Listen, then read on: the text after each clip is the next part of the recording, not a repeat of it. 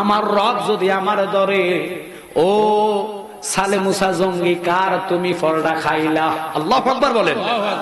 আমাদের ভিতরতে এই রকমের নিয়ত আসে না। ফাঁকনা বড়ি যদি গাছে দেই, ইন্ডা ফাঁসে থাকলে ঢিল থাকলে কখন মেলায় খাম হয়েছি, খাই তো খাই আরো কতলা ফালাই আয় কথা কথা। এরকম আমাদের বাঙালি মানুষের খাসালত, খাইতে পারতো না যেটা এর চেয়ে বেশি লই আলো কথা কন না করে। কিন্তু আল্লাহ কয় হক করলা হক কলিবা, কার হক তুমি নষ্ট করলা? যতক্ষণ ওই বান্দা তোমার মাপ না দিব, আমি রব তোমারে সাইরা দিতাম না। এই জন্য গজলের মধ্যে আমরা বলি আল্লাহ রাসূলের নাম জফরে মন অবিরাম, দুনিয়ার কাজ কর্মের ভিতরে রে বলেন আল্লাহ রাসূলের নাম জফরে মন অবিরাম, দুনিয়ার কাজ কর্মের ভিতরে রে। কাজ না করলে খাওয়ায় আল্লাহ, নজর রাখে রাসূল আল্লাহ। আল্লাহু আকবার কোন বলুন তো, নামাজ আল্লাহর দেওয়া হুকুম, নামাজ না পড়লো খাওয়ায় কেডা? নাকি খানা বন্ধ আছে? কিন্তু আল্লাহ যদি রিজিক বন্ধ করে দেয়, অসুস্থ হয়ে গেলেন, খানা বন্ধ, ডাক্তারের কাছে হবিগঞ্জ হাসপাতাল নিল, সামিজ দিয়ে মুখে যদি স্যালাইন দেয়, পাতলা খিচুড়ি যদি দেয় অথবা যাও যদি দেয়, খানা রিজিকে নাই, গাল বাইয়া বাইয়া ফইরা যায় কথা কথা খা। কারণ রিজিকের মালিক কে? আল্লাহ যদি না খাওয়ায় আপনি হাজার চেষ্টা করলো খাইতে পারবেন না। কত নামাজ ছাইরা দেন, কত চুরি করেন, কত মানুষ ঠগান, তবু আল্লাহ রিজিক বন্ধ করে না। এই জন্য কই কাজ না করলো খাওয়ায় আল্লাহ, নজর রাখে রাসূল আল্লাহ। ঠিক কিনা? ওরে কাজ না করলে খাওয়ায় আল্লাহ, নজর রাখে রাসূল আল্লাহ। এই রব্বুল আলামিন এমন রব যিনি তোমাকে আমাকে কষ্ট দেয় না। আল্লাহ কয় বান্দা জিনা করলা, গুনাহ করলা, জান্না করলা না জান্না করলা, যত অপরাধ করো না কেন রে, তাহাজ্জুদের বিছনায় যদি যাইয়া সিজদা থেকে মাথাটা উঠাইয়া কোন বান্দা আমার দরবারে দুটা হাত তুলে কেঁদে দেয়, চোখের পানি নাকের আগার আসার আগে আমি বান্দাটারে রহমতের কোলে তুইলা লয়। কিন্তু ইচ্ছা অনিচ্ছা কত ভাবে আমরা নামাজ ছাইরা দেই। সালে মুসা জঙ্গি যার নামাজ কাজা ছিল না, কোরআন তেলাওয়াতের হাফেজ ছিলেন, উনি ফলটা হাতে লইয়া আল্লাহ আল্লাহ কইয়া কান্দে, আল্লাহ কার ফল আমি খাইলাম? কঠিন হাসরের ময়দানে সবাই নাফসি আল্লাহ বলে বলে কাঁদবে। যেখানে ভাই নাই, বন্ধু নাই, বাদশা নাই, প্রেসিডেন্ট নাই, রাজা বাদশা যারাই আসক না কেন রে বাবা, বুঝা নিবেন কারো ঘরে আল্লাহ ছাড় দিবে না। ওই দিনের নাম হাসর। কে কার হবে?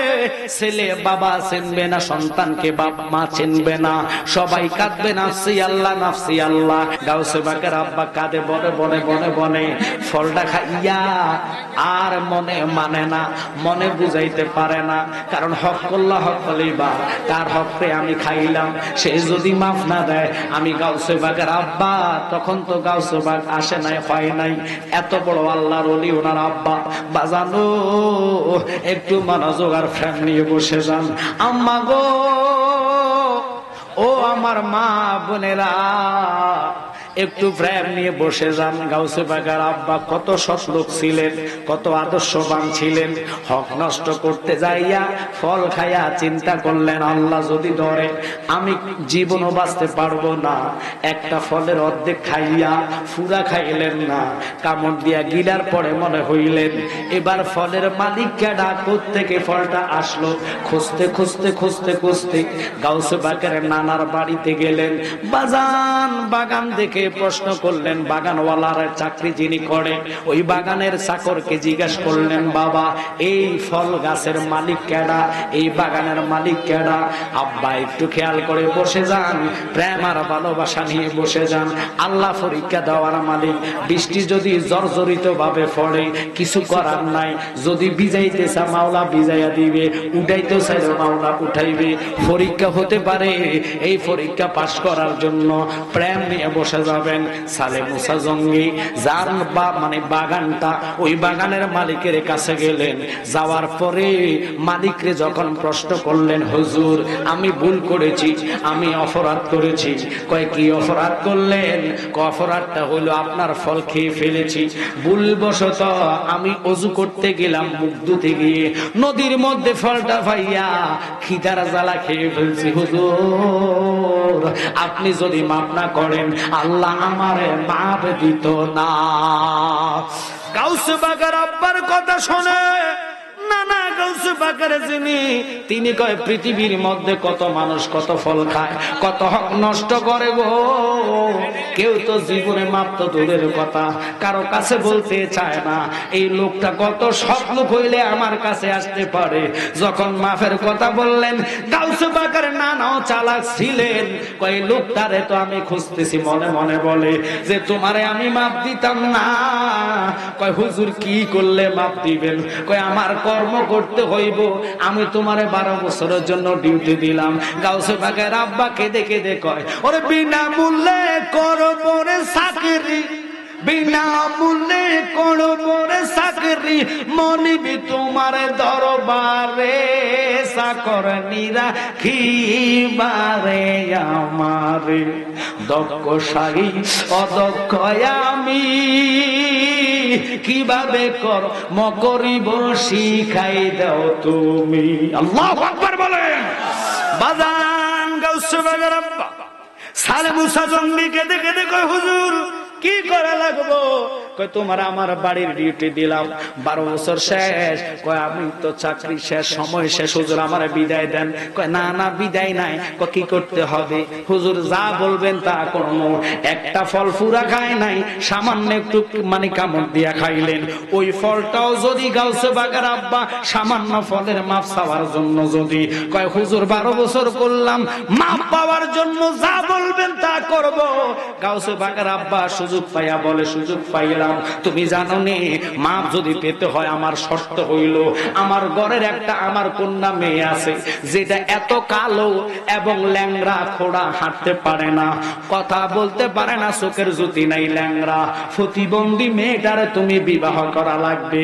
গাউসে বাগের আব্বা কয়, হুজুর এই মেয়েকে বিবাহ নয়, আপনি বিবাহ যদি আরো অন্ধ বোবা ল্যাংড়া আমার গাতে উঠাইয়া দেন আমি তা তো রাজি আছি, তবু আমার ফলের মাপটা দিয়া দাও। বাজান এই জন্য গজলে বলি, বেঁচে আছো যতদিন কারো কাছে হোস না ঋণ, ঋণের পূজায় মাথায় লইয়া যাইস না কবরে, ঠিক কিনা? ওরে ফরের হক মাইরা দইরা হস করিয়া গেলে মারা, ফরের হক মাইরা দইরা হস করিয়া গেলে মারা, বাঁচাইতে পারবে না তুরে খানে কাবা। আল্লাহ রাসূলের নাম জফরে মন অবিরাম, দুনিয়ার কাজ কর্মের ভিতরে রে বলেন। আল্লাহ রাসূলের নাম জফরে মন অবিরাম, দুনিয়ার কাজ কর্মের ভিতরে রে। আল্লাহু আকবার বলেন। গাউসে বাগের আব্বা কয়, হুজুর আমি রাজি আছি। কাজী আনলেন, বিবাহ করে দিলেন। খারাপ লাগতেছে আপনাদের? আনকমন ওয়াজে ঢুকতেছি মাত্র, মানুষগুলা বসাইবার জন্য আগের ঘটনাটা বললাম। গাউসে বাগের আম্মা এবং গাউসে বাগের কেরামত, গর্ভে থাকা অবস্থায় 5 মাস অবস্থায় কেরামত, বাবা 9 মাস অবস্থায় কেরামত, হওয়ার আগেও কেরামত, হওয়ার পরও কেরামত।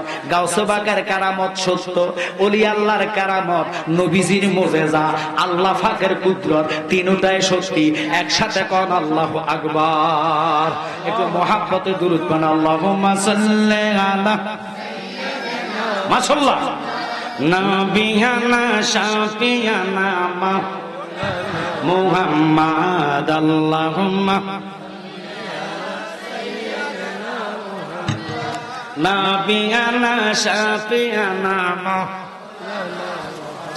বাবা রাগ করেন না, আপনারা আসলে শুনবেন, বৃষ্টি হয়, এই বৃষ্টিতে কিছু না, নলে ভিজে যাবেন, ভিজে গেলে বাড়িতে গেলে আবার শুকনো হতে পারবেন, কাপড় চোপড় করতে পারবেন। কিন্তু কবরে যারা ভিজতেছে, কথার কথা, যারা কবরে পড়ে গেছে তারা তো দৌড়ে লুঙ্গি নেওয়ার জন্য আসতে পারে না, কোনো জায়গায় ঢুকতে পারে না। কবরে ফানি যাবে, সাপ যাবে, বিচ্ছু যাবে, এটাও সত্য।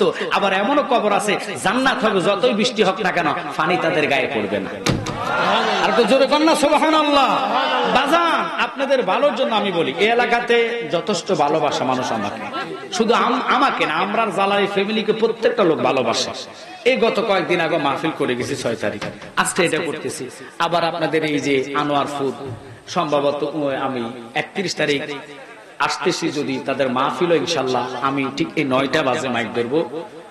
চট্টগ্রামের জয়নাল আব্দিন জুবাইর আল কাদির হুজুর আছে, উনি আর আমি, দাওয়াতটা রাখা আছে, ডায়েরি করা আছে, ইনশাল্লাহ তারা যদি করে আসবো। তবে আপনাদের কাছে অনুরোধ, ম্যাগ থাকবে যাবে এটা আমরা খেয়াল যদি ওয়াজের দিকে মনোযোগ থাক। আল্লাহ করে দেখো, আমি এত ঝড় তুফান দিচ্ছি, আমার বান্দারা তো উঠতেছে না, আসলে তারা ফাতাই আজদমে গাউসে পাকের ফর্মে মজনু হয়ে গেছে। আল্লাহু আকবার। এই মগ্ন হয়ে মজনু হয়ে যদি বসেন, আল্লাহ আপনাদেরকে রক্ষা করার মালিক। কথা বলেন ঠিক কিনা? আমি এত ঝড় তুফান, এত বৃষ্টি টাপ টাপ করে পড়তেছে, কিন্তু আমি ওয়াজের লাইন ছাড়ি নাই। কথা বলেন ঠিক কিনা? ধরে রাখছি, তবু আমি চেষ্টা করতেছি মানুষটা পরিপূর্ণভাবে যাতে সুন্দরভাবে বসে। মুরাদ ভাই আসা পর্যন্ত আমার দায়িত্ব হলো মাঠটা গোছানো। এবার গাউসে পাকের আব্বা বিবাহ করলেন, সুবহানাল্লাহ।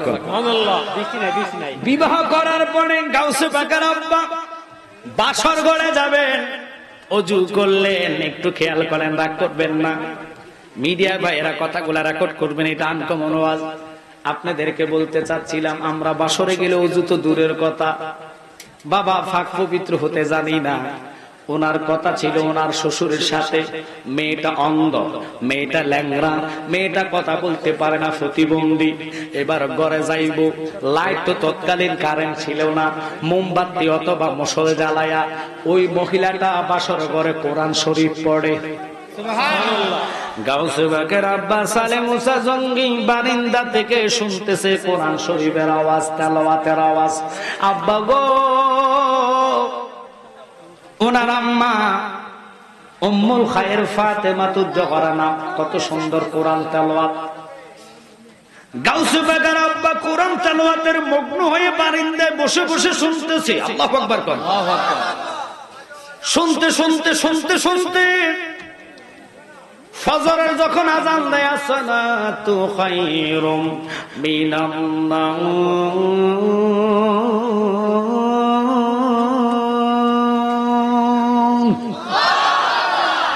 ঘুম থেকে নামাজ তো ভালো। আসসালাতু খায়রুম মিনান নাওম।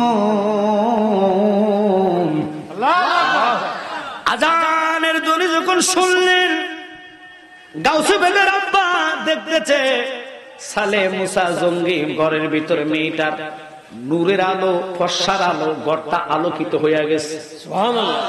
এত সুন্দর মেয়ে, চাঁদের মধ্যে কালিমা আছে কিন্তু মেয়ের গায়ে দাগ নাই। কণ্ঠস্বর এত সুন্দর রে, তেলাওয়াত শুনে রাত চলে গেছে, গাউসে পাকের আব্বা খবর জানে না। বাড়ির বাহির আইসা ওযু করার জন্য গেলেন, ফজরের ওযু। আব্বা গো, গাউসে পাকের নানা দেখে কয়, জামাই আপনি তো এখানে থাকার কথা না, আজকে তো আপনার বাসার ঘর বাড়ির ভিতরে আরেকটা পুকুর আছে, ওখানে না আপনি ওযু করবেন। কয় হুজুর রাগ করেন, আপনি যা বলছেন তা ঠিক না। আপনি বলছেন আপনার মেয়েটা অন্ধ, ল্যাংড়া, কথা বলতে জানে না, কালো, কিন্তু আমার কার ঘরে বাসরে পাঠাইলেন, আমি ওই ঘরে যাই নাই, বারিন্দায় বসেছিলাম, সারা রাত্র ওই মেয়েটার কোরআন শরীফ পড়লাম। কয় বাবা রে, রাগ করিস না, ওটা ছিল আমার হাকিকতের কথা। আমার মাইয়া রে কেন কালো বলছি, দুনিয়ার আলো আমার মেয়েরে দেখে নাই। আল্লাহু আকবার বলেন। আমার মেয়েরে কেন বোবা বললাম, আমার সাথে তার মার সাথে ছাড়া আর পৃথিবীর বেগানা পুরুষের সাথে সে কথা বলে নাই। তারে কেন ল্যাংড়া খোরা বললাম, এই বাড়ি ওই বাড়ি ফাড়া গল্লিতে আমার মেয়ে যায় নাই, এই জন্য বলছি ল্যাংড়া, অন্ধ, বোবা, কালো। এই মেয়েটা আদত চাঁদে সূর্য দেয় নাই। তুমি যেরকম ফৌত পবিত্র, আমার মেয়েটা ফৌত পবিত্র। ওই গাউসে বাগের আম্মা বাসর ঘরের রাত্রে সারা রাত্র কোরআন পড়লেন, স্বামী আসার অপেক্ষাও নাই, কোরআনের মগ্ন হইয়া গেলেন। ও স্বামীও তেলাওয়াত শুনে কোরআনের মগ্ন। এই সমস্ত মেয়েদের গর্ভ থেকে গাউসে বাগ হওয়াটাই সঠিক, ঠিক কি না? আমাদের নারীরা তো সুযোগ পাইলে জলসা নিয়ে বসে যায়, ঠিক কি না? আমাদের মা বোনেরা সবাই না, সুযোগ পাইলে মোবাইলের নেটে চলে যায়, রাত চলে যায়, ফজর হয়ে যায়, আজান দেওয়ার পরে মোবাইল তুই এক ঘুমের টাইম হয়েছে, নামাজের খবর নাই। ওদের গর্ভ থেকে তো এরকম চলে আসবে যারা মিলাদও মানবে না, দুরুদও মানবে না, ওলিও মানবে না। কথা বল না। গাউসে বাগের আম্মা রাত চলে গেল, খবর নাই। ওই পরের দিন বাসর ঘর তারা করলেন। বাসর ঘর থেকে গাউসে বাগের আম্মা গর্ভধারণী হইয়া গেলেন। গাউসে বাগ যখন 5 মাস বয়সে গর্ভে ধারণী ছিলেন, বাবা লক্ষ্য করবেন ফকির ভিক্ষুকের জন্য, ভিক্ষার জন্য যেটা বলা হয়, চাউল অথবা টাকার জন্য সাহায্য চাইতে আসলেন।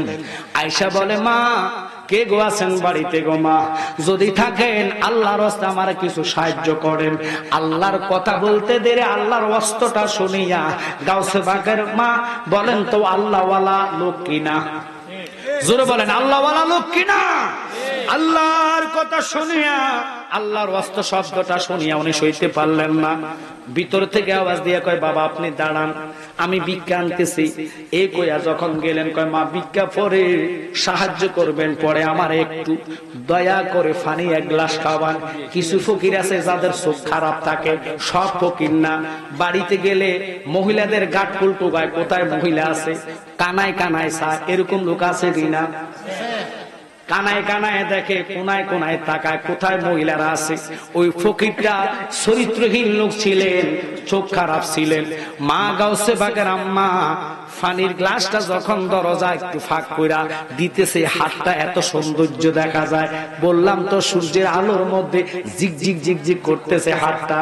এবার ওই দুষ্ট ফকির বলতেছে, আল্লাহ এত সুন্দর মহিলা, হাত যদি এত সুন্দর হয়, মহিলাটা জানি কত সুন্দর, আজকে মহিলাটারে না দেখা ছাড়া বাড়ি থেকে আমি যাইতাম না। একসাথে বলেন নাউজুবিল্লাহ। খুব খেয়াল করে বলবেন, বড় পীর আব্দুল কাদের জিলানী আল গিলানী কি করলেন? পেটের গর্ভের ভিতরে ফকিরের নজর খারাপ হলো। গাউসে বাগের আম্মা বুঝে ফেললেন, বা আমদুয়ার দিয়ে গেলে ফকিরও বামদুয়ার দিয়ে যায়, আগদুয়ার দিয়ে গেলে ফকিরও আগদুয়ার দিয়ে যায়। ওনার পুরুষ বলতে ঘরে কেউ নাই, বাপে তো সফরে গেলেন। বাজানো গাউসে বাগের আম্মা বিপদে পড়ে গেলেন। এখন কোন লোকে নাই কে ওনার সহযোগিতা করবে। চরিত্রহীন ফকিরের চরিত্রের মধ্যে এমন একটা গজব করলেন, সে পুরা ডুবি হইয়া গেলেন। গাউসে বাগের আম্মারে না দেখা ছাড়া সে যাইবে না, ইজ্জত হরণ করা ছাড়া সে যাইবে না। এবার গাউসে বাগ গর্বের ভিতরে আল্লাহ এই মুহূর্তে ডাক দিয়া কয়, গাউসে বাগ রে, গর্বের ভিতরে তুমি গাউসে বাগ, আমি তো তোমার মাতৃগর্ভে ওলি বানাইলাম। তুমি যদি তোমার মার ইজ্জত রক্ষা না করো, আমি তোমারে মাতৃগর্ভী ওলি খেতাবে দিতাম না। আল্লাহু আকবার বলেন, আল্লাহু আকবার, ইয়া রাসূলুল্লাহ, জিন্দাবাদ জিন্দাবাদ। কাদের জিলানী আল গিলানী মাতৃগর্ভে তখন 5 মাসের বয়স। আমরা যারা গর্ভে যাই 1 বছর 2 বছর 5 বছর হলো, আমাদের বিবেক ভালো করে ফোটে না, কথা কম লাগে। কিন্তু বড় পীর আব্দুল কাদের জিলানী আল গিলানী কেমন হলি তিনি, কেমন হলি তিনি, বাবা কথা বলো না, মোহাব্বত নিয়ে দুরূদ পড়ুন। আল্লাহুম্মা সাল্লি মারহাবা ওয়া আলা আলি সাইয়্যিদ মুহাম্মদ ওয়া আলা আলি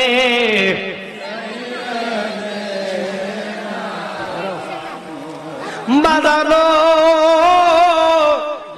আল্লাহ যখন বললেন গাউসে বাগ রে,